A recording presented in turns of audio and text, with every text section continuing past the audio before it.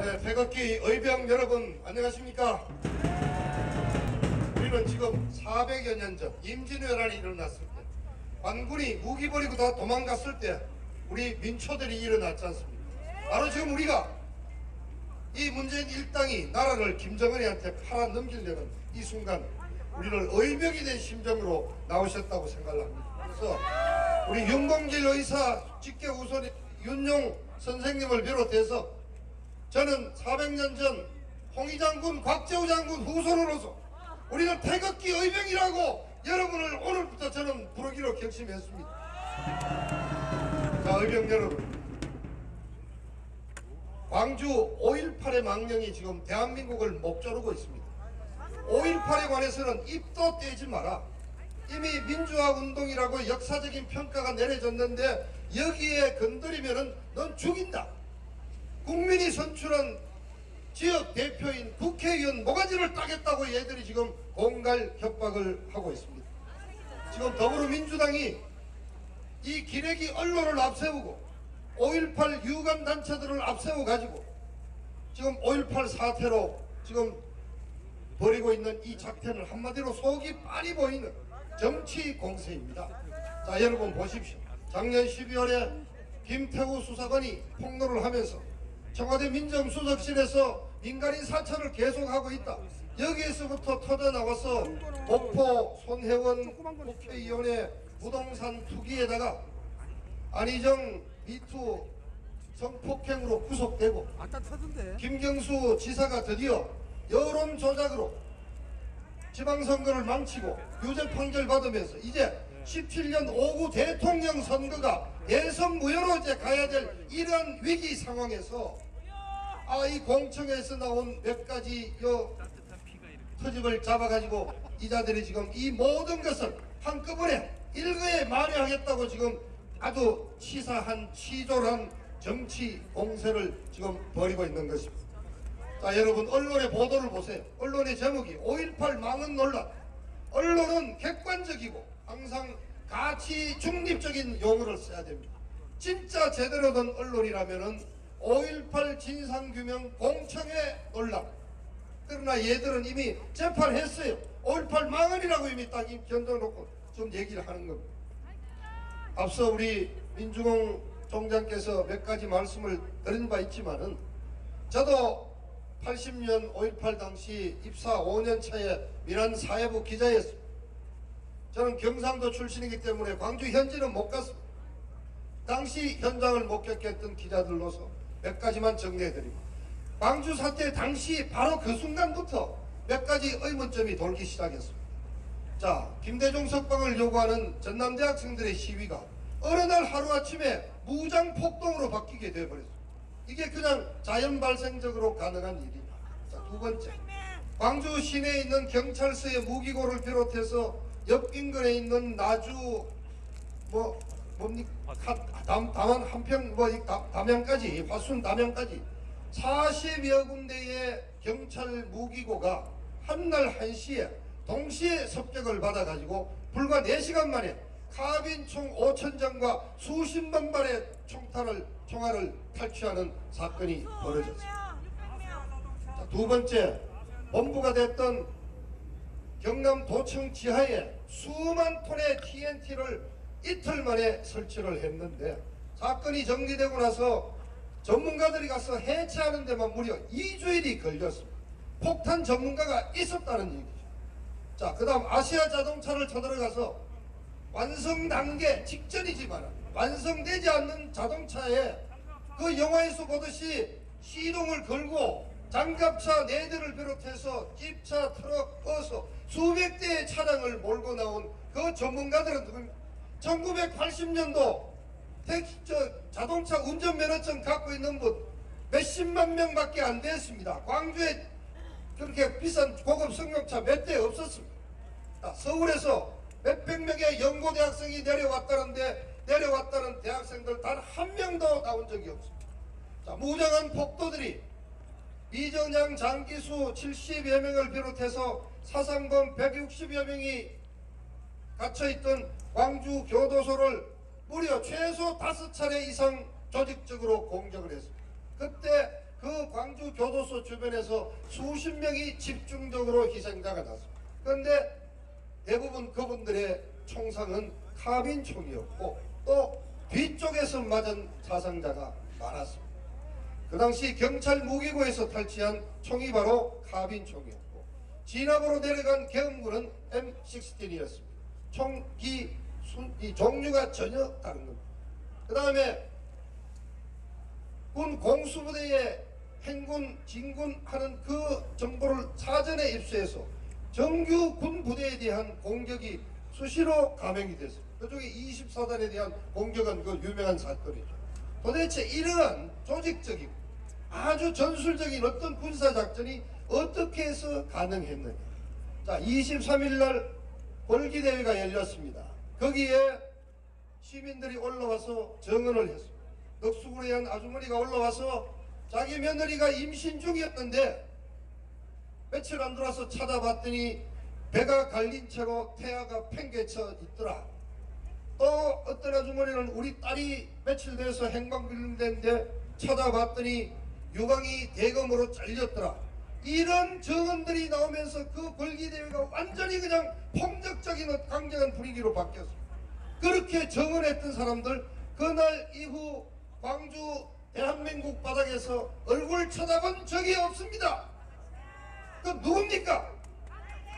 광주 교도소를 누가 습격했느냐. 이 문제를 답변을 못하니까 작년 6월까지 시장했던 윤장식이도 어느 자리에서 얘기했죠. 시민군은 분명히 아니었대. 그럼 시민군 아니면 누가 했어요? 그러니까 이러한 문제점이 있었습니다. 그리고 또 이쪽 좌빨에서는 또 지금까지도 4,000명이 학살당했다는 거 아닙니까? 조사를 5번인가 하고 결국 유공자 선정까지 하는 과정에서 사상자는 170여 명, 부상자 300명, 그렇게 해서 실제 당시 피해자는 500명이라고 이미 결론이 났습니다. 근데 몇 차례 작년 봄에도 교도소 주변에 그 야산 몇 군데를 포크레인을 동원해 가지고 땅을 다 파괴했지 않습니까? 죽은 시체 단 한 명도 나오지 않았잖아요. 그리고 헬기에서 기관총을 쐈다는 거 아닙니까? 바로 이러한 문제 때문에 지들이 먼저 작년에 5.18 진상규명특별법을 만들겠다고 제안을 한 겁니다. 그렇게 해서 여야 합의로 작년 3월에 5.18 진상규명을 하자는 특별법을 만들었고 제3조 조사의 범위 거기에 1, 2, 3, 4, 5, 6 해서 6개 항으로 조사 대상이 선정이 되어 있습니다. 그 6번째가 바로 북한 개입 및 북한군 개입설 및 북한 침투 조작 사건 딱 되어 있습니다. 바로 그 규정에 따라서 진상규명에 필요한 자료 수집을 위해서 공청회를 열었고 그건 국회에 또 신고를 해서 장소가 어딥니까? 국회의원회관 대강당입니다. 며칠 전에 신고를 했고 김진태, 김순례 의원, 이종명 의원 정상적인 국회의원의 의정활동의 일환인 것입니다. 이걸 갖고 터집을 잡고 지금 광주 사태에 대해서 뭐 입맛 번뜩하면 의원직을 목을 날리겠다. 아주 금방이 하늘에 찌르는 겁니다. 지금 뭐라고 그런지 압니까? 5.18 왜곡 처벌법을 지금 발의를 했지 않습니까? 5.18에 관해서 나쁜 얘기하면 이제 처벌하겠다는 겁니다. 그래서 지금 대한민국 이런 얘기가 됩니다. 대한민국에서 가장 권위 있는 법은 헌법. 아이 헌법 아무것도 아니야. 헌법보다 더 센 게 있어. 그냥 떼법이야 떼법. 민노총이 몰려가고 와글와글 하면은 그냥 떼법으로 헌법 무시할 수 있어. 근데 그 떼법보다도 더 무서운 게 있어. 그게 바로 5.18법이야. 5.18법. 5.18에는 건드리면 다 죽인다는 거예요.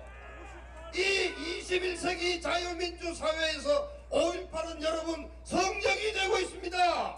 이래서 되겠습니까? 이제 5.18은 진상규명이 필요한 시점이 왔습니다. 왜 이 시점에 이 문제가 다시 거론이 됐냐면은 두 가지 요인 때문입니다. 하나는 최근 5, 6년 전부터 몰려들기 시작한 탈북자들의 정언을 통해서 내가 모시던 중대장이 그때 갔다 왔다는 얘기를 저녁에 술만 먹으면은 무용담으로 얘기했다. 여기에서부터 시작이 돼서 결국 청진 가는 쪽에 광주 사태 참여했다가 죽은 전사자들을 위한 위령탑이 있고 그 위령탑 사진도 나왔고요. 그 뒤에 새겨진 200 몇십 명 전사자 명단도 나오고 바로 며칠 전에는 이제 드디어 직접 참여했던 장교가 증언까지 하고 있지 않습니까? 그래서 탈북자들을 통해서 많은 새로운 증언이 나왔기 때문에 재조사가 필요한 것입니다. 그리고 또 한 가지 바로 여러분입니다. 여러분 우리들입니다. 우리 이 유튜브를 통해서 이 내용이 전 국민들한테 알려졌습니다. 그동안은 그래 광주에서 사람도 다치고 우리 국민이 서로 총사가 죽었는데 모른 척하지 이렇게 넘어가던 사건이 이제 유튜브를 통해서 진상이 드러나면서 우리 국민들이 뒤늦게나마 알게 된 겁니다. 그래서 그러한 필요에 의해서 작년 3월 여야 5당의 합의로 5.18 진상규명을 위한 특별법이 만들어진 것입니다. 이러한 정상적인 의정활동을 정치 공세의 빌미로 삼아서 버티는 이 정말 치졸한 이 더불어민주당의 그 엄용한 업무를 여러분은 분명히 인식하셔야 됩니다. 그런데 이 시점에서 정말 답답한 게 있습니다. 제1야당이라는 자유한국당 하는 꼬라지 한번 보세요. 저게 도대체 야당이 맞습니까?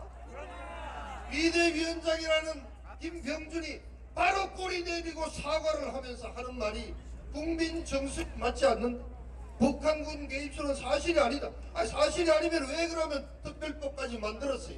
그리고 그 공청회를 주최한 김진태 의원 이 등 3명의 의원을 당장 당 징계위원회에 회부를 하고 그것도 그 다음날 바로 한 사람을 징계를 해버렸어요.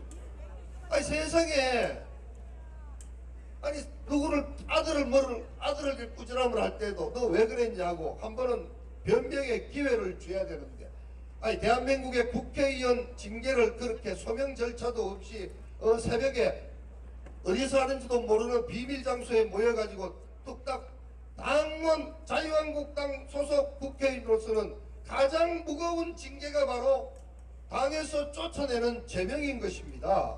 아 이게 도대체 김병준이는 뭐 그럴 수 있죠. 그 본래 노사모 출신이니까.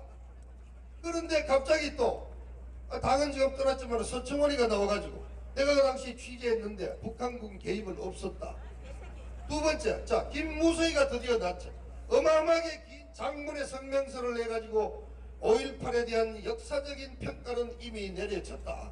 거기에 반하는 것은 자유한국당의 정체성에 배치됩니다. 아니 자유한국당 정체성하고 뭔 관계가 있어요?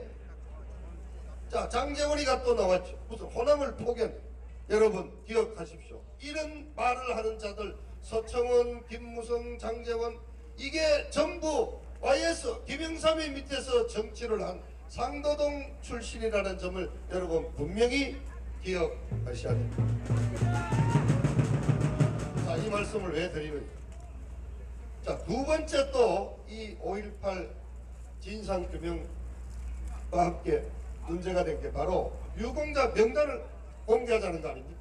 유공자 명단 공개하죠. 이건 재밌습니다.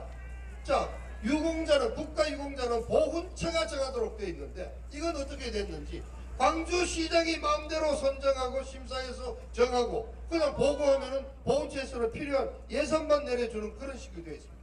아니 국가유공자면은 국가에 공훈을 세운 얼마나 떳떳한 사람인데 왜 그 명단을 공개를 못하느냐 이겁니다.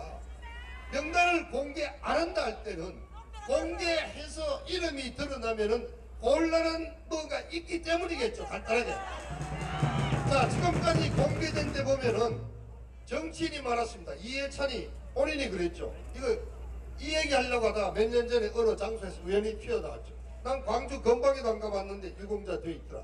그리고 이제 어제 이제 3명이 김진태 의원 고소하면서 드러났죠. 민병두 또 뭐 설훈이 최경환이 자 말하자면은 정치인들이 많이 들어가 있습니다.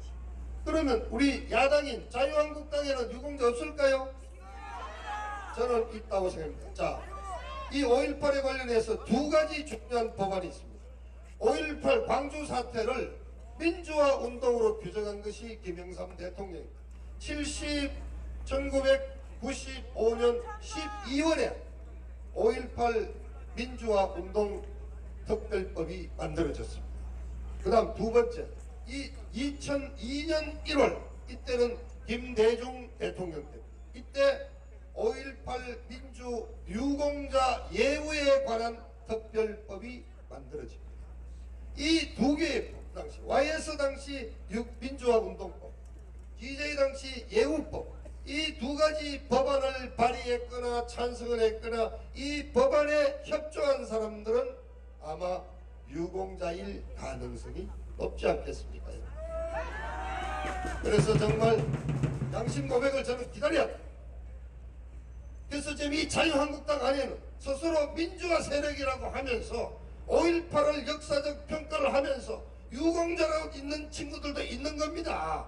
그렇기 때문에 이 자유한국당이 지금 야당 노릇을 못하고 결정적일 때 꼬리 내리고 실망시키는 이유입니다. 여러분, 마지막 자유한국당 살릴 길이 딱 하나 남았죠. 이제 27일 보름 뒤에 당대표 마침 선출합니다. 자, 이 좌빨 주사파 세력과 맞서 싸울 용기를 가지고 또 우리 태극기 의병님들과 함께할 만한 사람을 있고 그런 사람을 뽑을 수만 있다면 그래도 자유한국당에 대한 다시 한번 고쳐 쓸 수 있는 희망을 가질 수 있지 않겠습니까? 제가 이 자리에서 선거운동을 할 수 없습니다. 우리는 중립적인 시민단체입니다. 여러분이 현명한 판단을 해주십시오. 왜냐? 우리가 여기에 많은 분들이 이 전당대회를 대비해서 작년 9월 말에 책임당원으로 가입하셨죠. 제대로 되는 야당 만들 수 있는 단 한 번의 기회인 2월 27일 그때까지 여러분들 지켜보시기를 부탁드립니다. 오늘 이것으로 5.18에 관련된 몇 가지 논쟁을 정리를 했습니다. 감사합니다.